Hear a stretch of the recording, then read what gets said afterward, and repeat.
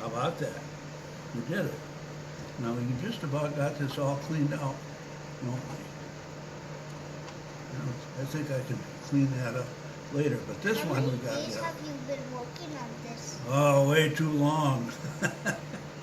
I think probably about 3-4 days off and on, maybe longer. And we're going to do it like this. Okay, now you're going to come from this other direction, and you're going to get rid of that extra bit of wood that we don't want to have in there. Now give this a good whack on there. Okay, good, that's good. Now, let's do it from this way. It looks like it wants to come this way. And you see if you can move that thing. I don't know which direction it'll go. Just move it. Move this thing, and I'll hold it in while you move it. Is it coming? Something went. Oh, it flew apart. What happened to it? It must have gone down there. All of a sudden, bang, it's gone. How about this one? You know, that one's about ready to come in.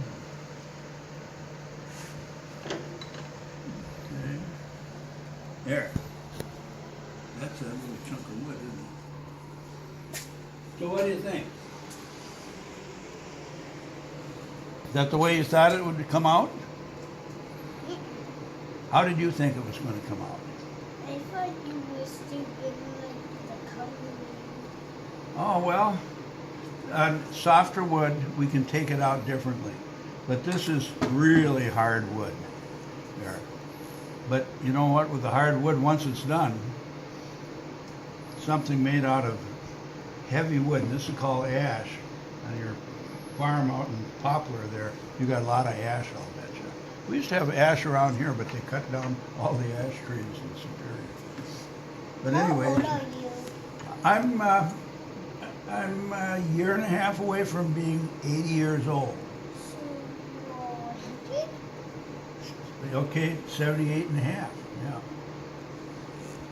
So